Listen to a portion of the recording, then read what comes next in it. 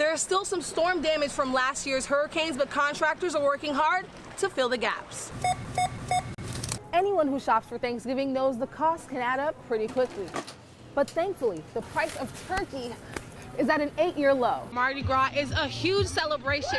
You might as well call it Party Gras. You gotta get that swing up. I think they say 1 strike a day keeps the doctor away. 2 more people now dead after the double homicide that happened overnight. After being trapped in a trunk just like this one, she was able to escape her kidnapper by pulling this latch. National statistics say 1 in 3 women in the United States are victims of domestic violence. Here's what we know from investigators. A man showed up at the emergency room this afternoon with a gunshot wound to the hand. This was the back entrance to the house.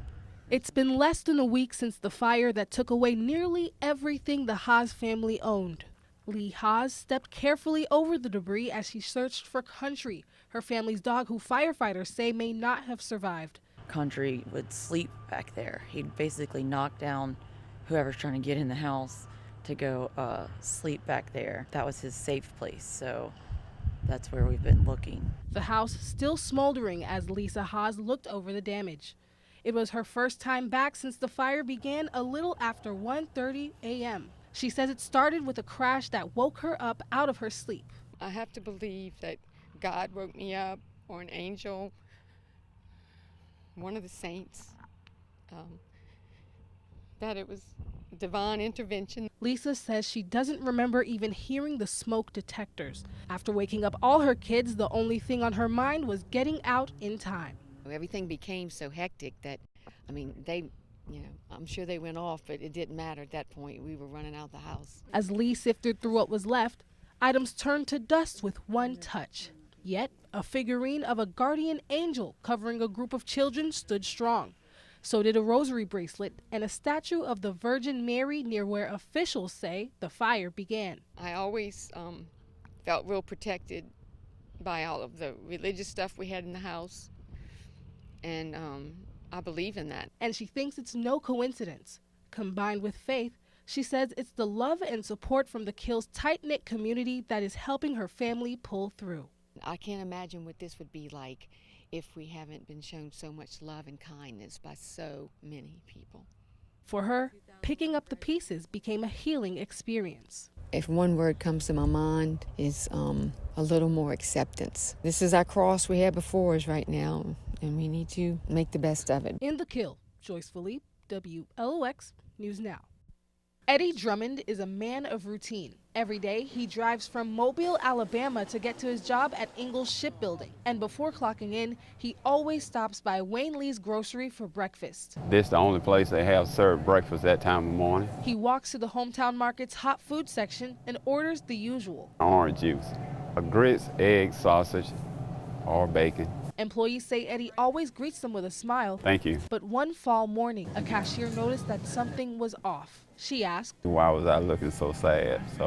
And I said my wife wasn't doing good on dialysis and she needed a kidney transplant.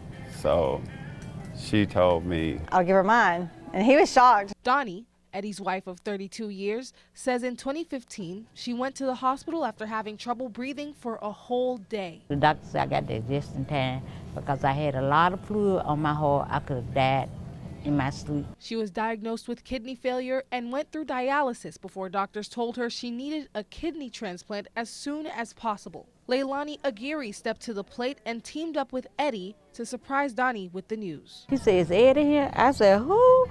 She said, Eddie. I said, baby, what do you want with my husband? When Leilani explained she was there to donate her kidney, Donnie burst into tears and screamed with excitement. And the two turned out to be a perfect match with O-positive blood. Leilani says she reached out because she's always wondered what would happen if the shoe was on the other foot. What if it happens to me and I need the stranger to come help me? The Drummonds and the Aguirres grow closer by the day, even spending the holidays together.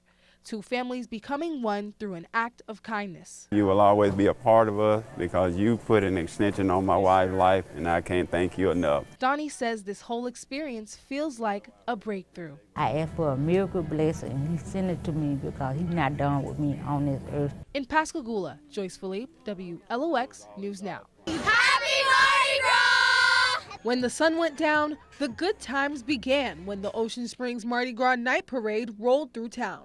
We don't shun crazy. We paraded down the street. Hundreds of people lined the streets of downtown Ocean Springs to get the best view. Friends, families, and families-to-be. I'm pregnant, but I'm not going to let it stop me from coming out and enjoying the weather, the people, the Southern hospitality. About 50 units rolled through with a signature Southern flair. And it wouldn't be Mardi Gras without the beads. Beads, beads, beads. When the beads start to fly, parade goers know what to do. Some people brought their baskets or reached out their hands to grab the prize. Others, throwing the beads, when they hit you in the head, you gotta duck and dodge like that.